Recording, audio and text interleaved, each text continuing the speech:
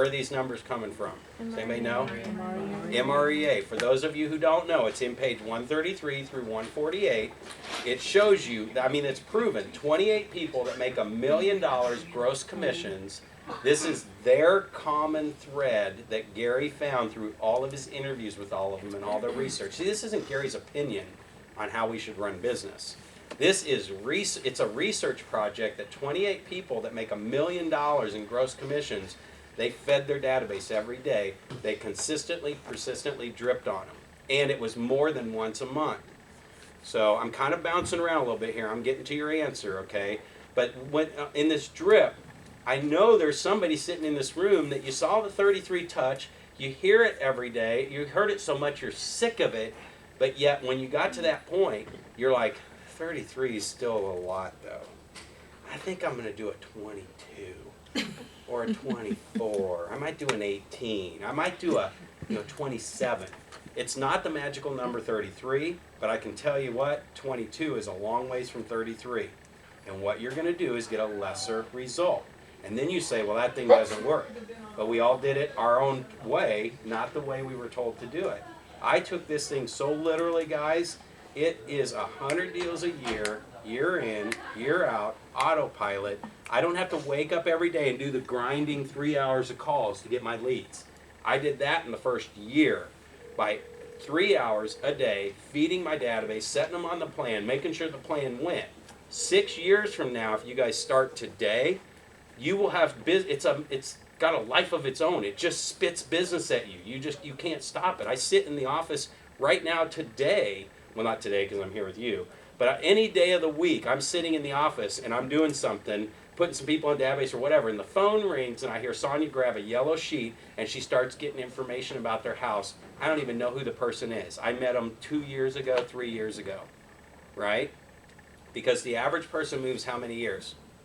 3 to 5 years. This is somebody I met 5 years ago, wrote them a note, told them how cool they were, how awesome it was to meet them, and this thing just stayed in touch with them 33 times a year. And you know what? That wasn't their year. Because if you have 100 people in your database right now, how many of them you think are moving this year, according to the number you just gave me? 20. We got our math guy right here. Out of 100 people, if everybody moves every 5 years, 20 people are moving this year. That's 100 people. Okay, so now, some of you are sitting here going, oh, well, 20 transactions, that's nice. I mean, I'd love to have a 20 transaction business. Or you like, well, I did 40 last year, so I must be doing pretty good.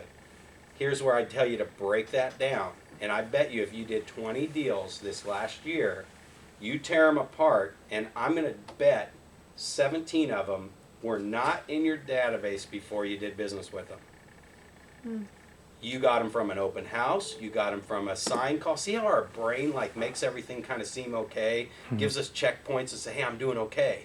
The reality is you got 3, maybe 5, if you have 100 people in your database that were in your database before they called you to do business with you. The other stuff was new business.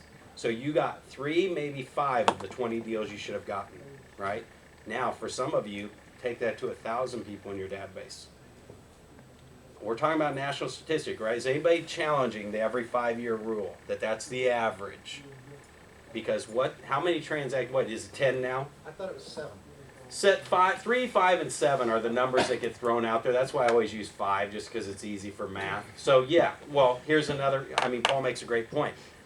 If it's 1,000 people in your database, I'm not even going to make you raise your hand if you got 1,000. How many transactions should you have done this year? 200 transactions. Brad Korn's Mr. 8x8 and 33 touch, and he's only doing 100 a year. Guess what? The Millionaire Real Estate Agent book, if you just get it half right, that's 100 transactions a year. If you really botch the thing and you just get 25% of it right, how many transactions is that a year? That's 50 transactions a year. And that's not counting the new, okay? So now you put this all into perspective. And I'm still coming back to your answer, but you'll probably have to tell me what your question was again. If I had 5 people today, and 5 people tomorrow, and 5 people the next day, 25 people a week, 100 people a month, 1,200 people a year. You guys realize you're 12 months away, every single person in this room being at 200 transactions. That's 1,200 people. We just said it's 200 transactions. Heck, go with the 10-year rule. That's every 10 years they're moving now because the market's slower. How many transactions is that? 100. That's 100 transactions a year. You want to get something even more scary, guys? Do you mind me being real with you guys? I mean, because I had to get real with myself to know that this is stupid that I'm letting this business go. We should get our unfair share of the market. And actually, we're just talking about your fair share because it's all statistics. If you add 1,200 people this year, you don't quit doing it next year, do you?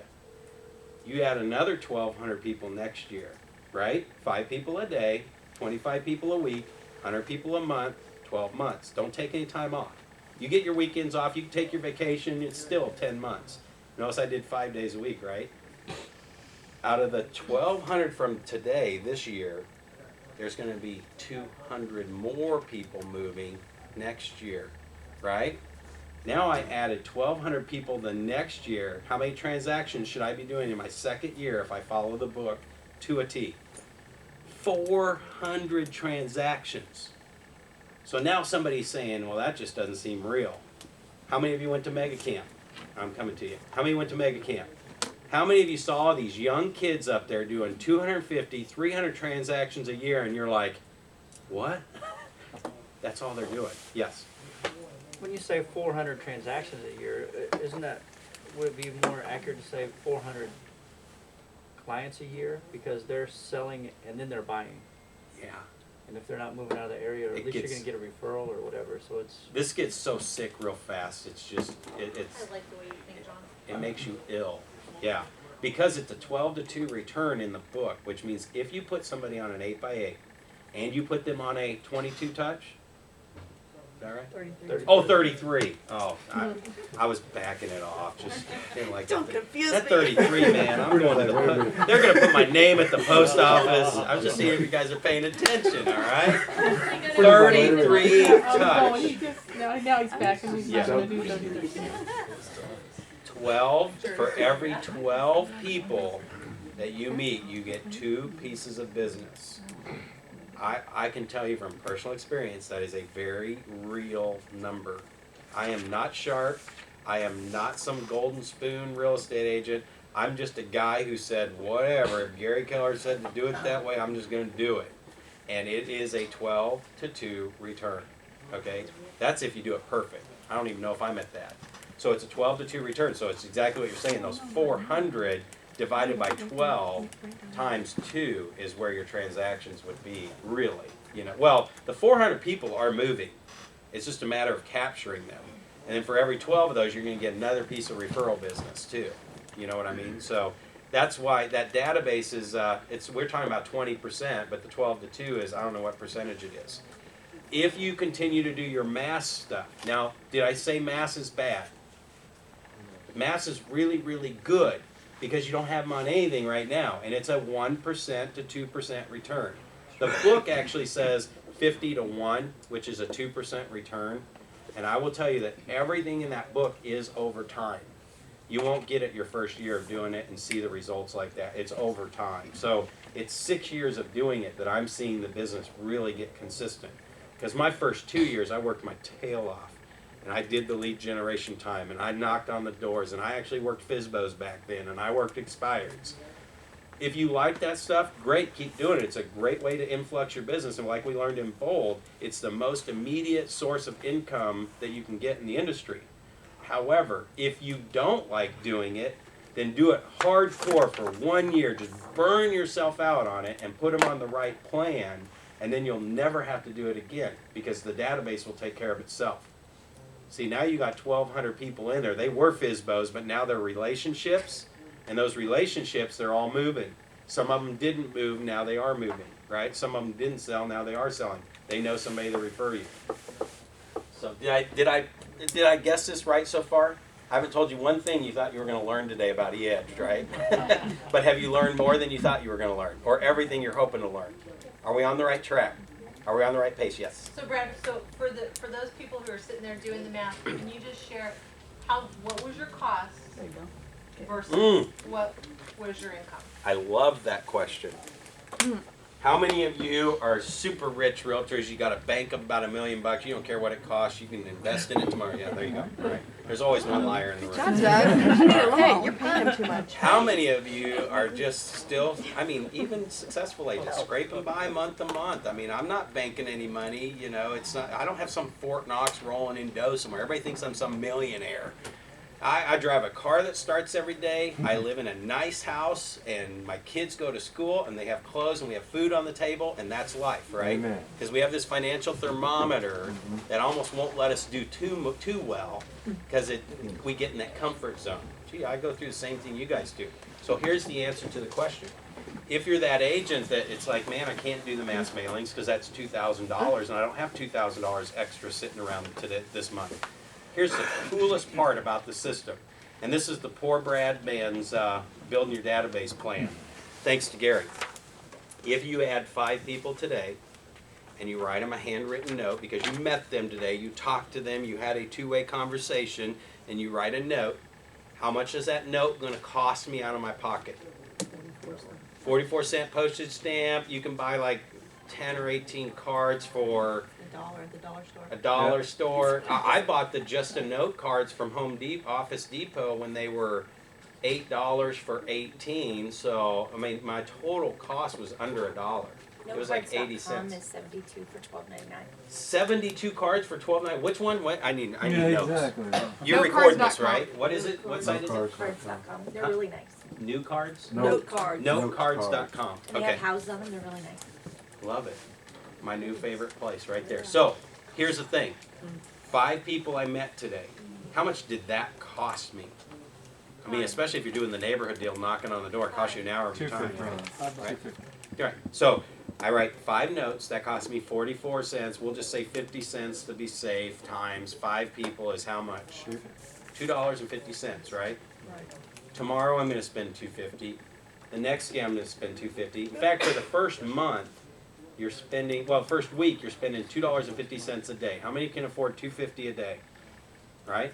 Now, you met 5 people a day times 5 days is 25 people, right? What's the conversion ratio? 12 to 2.